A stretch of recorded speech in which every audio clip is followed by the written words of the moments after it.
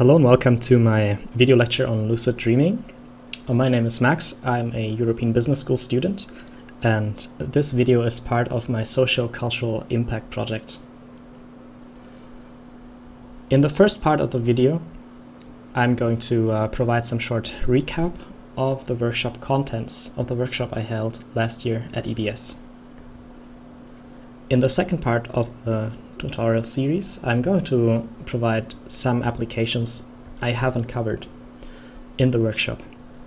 So this is going to be interesting for the people who attended the workshop, as well as the people who didn't attend the workshop, and the generally interested public. This is our agenda for this video. First, I'm going to explain what lucid dreaming is. Then I'm going to explain why lucid dreams are no esoteric bullshit. Often lucid dreams create a wrong first impression because it sounds like something magic, something occult, something esoteric, which is actually not the case. It is scientifically proven that lucid dreams exist, and you can benefit from them. How you can benefit from them is what I'm going to explain you in part 3, where I'm covering some applications of lucid dreaming. And this is going to explain you why everybody should spend some time and learn how to induce lucid dreams. The last and most important part of this video is going to cover how to induce lucid dreams, and I'm providing the 3 most prominent methods and a how-to on each of them. We are going to skip the questions and answer session because this is not live. So if you have any questions, I would like you to ask them in the comments below, and I'm going to answer them all. So, what are lucid dreams? Lucid dreams consist of the dream itself and an awareness aspect. And by awareness, I mean that the dreamer becomes aware of a fact that he is dreaming from inside the dream and starts controlling the dream. So again, while you are dreaming, you notice that you are dreaming and you start controlling the dream. This is lucid dreaming. You know from practice, from practical experience, what dreams are, but you may not know why we dream in the first place. So dreams are essentially just a means for the brain to survive. And why this is the case, I'm going to explain here. So, whenever you are awake and active, let's say you are listening to your professor in a lecture. I hope you're awake and active while you're doing that. Then you are going to have sensory input from the outside. So you listen to your professor, you are paying attention to what's on the board, to what's on the projector, and what your classmates tell you about the lecture, and so on. So you are taking in all this data, and a part of it is like it gets compared with your memory, and a part of it arrives at your consciousness, in essence. And the memories ensure that you focus on what's most important, right? When you're sitting inside a lecture, you want to focus on the lecture, and your memories help you filtering what matters and forgetting about everything that doesn't matter. So we can only focus on like a small part of the information, and because of that, we need this filter. And as a result, the synchronization between the world and the model is going to be quite high, because we directly observe what happens. There are still some measurement errors, so to say, that always happens. For example, from optical illusions, we know that our senses never work perfectly, but overall, the synchronization between the model and the world is still quite high, right? You don't make too many mistakes every day, all day. But if you're inactive, the situation changes a little. We have less sensory input from the outside and more from the inside. Let's say you're lying down on a blanket and watching the clouds in the sky. Well, you still see the clouds, so there is some sensory input from the outside, but you may be focusing on something else. For example, you feel warm, you feel cold, you are hungry, you're thirsty, you feel like experiencing something interesting with your loved ones, and so on. And these aspects enter your mind whenever you're inactive. And these are also compared with your memories, so you can filter out anything like that doesn't make sense, anything useless, and so on. But because while you're staring at the clouds, you may not notice what happens aside from what's going on inside you and with the clouds. For example, you won't notice your professor anymore when you're sitting in your chair and staring at the clouds. The synchronization between the world and the model is getting lower. And this is especially true when you are asleep. When you're asleep, you don't have any sensory input. That's a bit of a simplification, because there's still some sensory input. Usually, you have your breath inside the sleep, which corresponds to the breath outside the sleep. So outside the dream, I should say.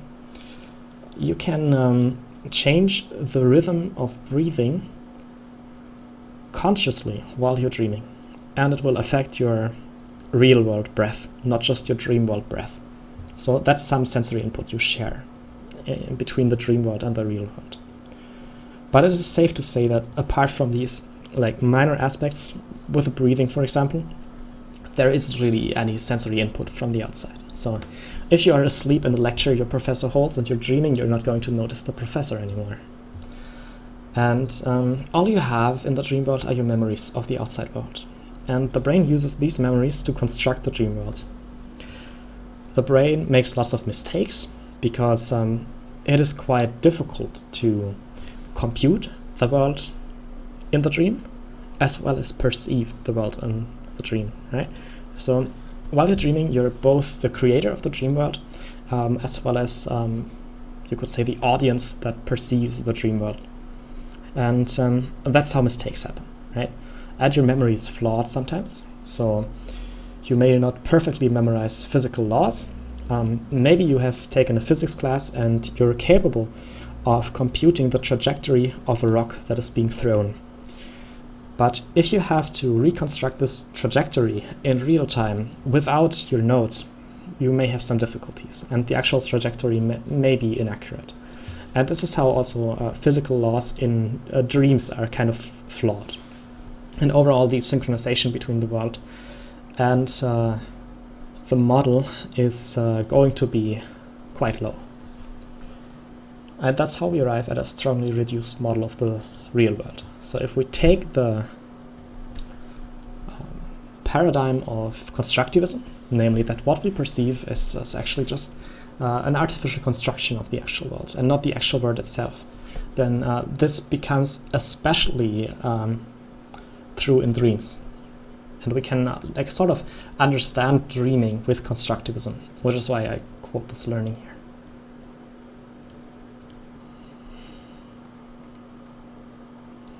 So the brain has to constantly operate at all times in order to survive.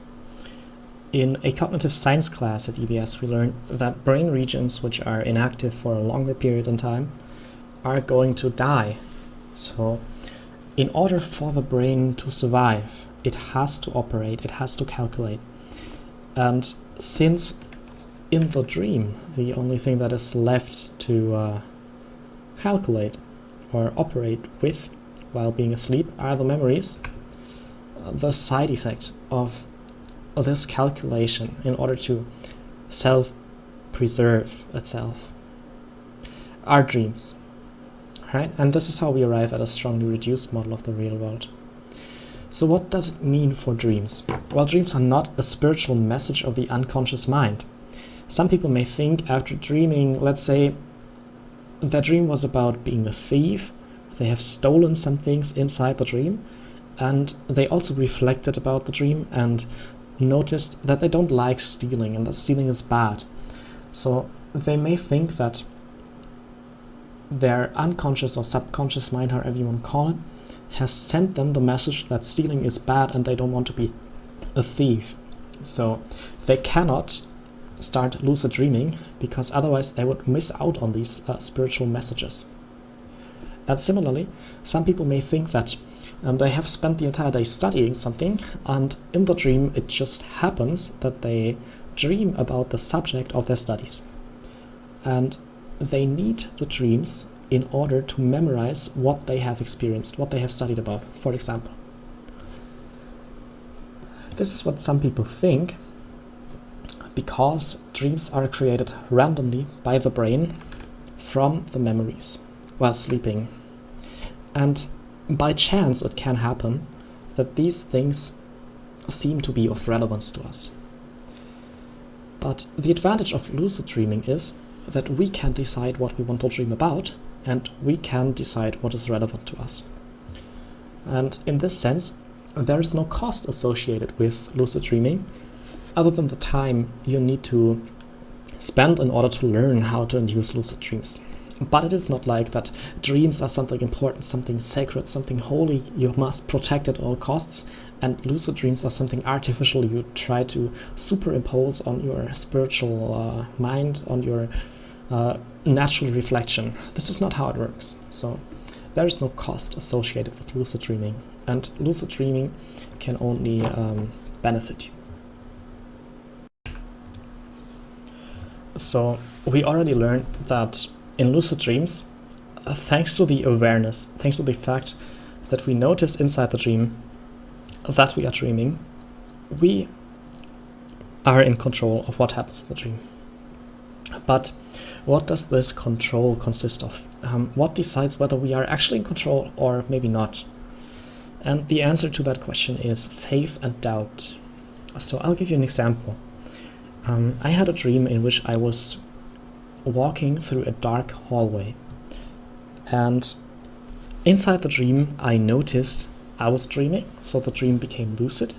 I became lucid inside that dream, and I thought it would be nice if I had some light, but I couldn't really imagine, I doubted that I could just suddenly have light, because this is not how the outside world works, right? So if you walk through a dark hallway and you don't bring a light with you, then why would you suddenly have one? It doesn't work like this.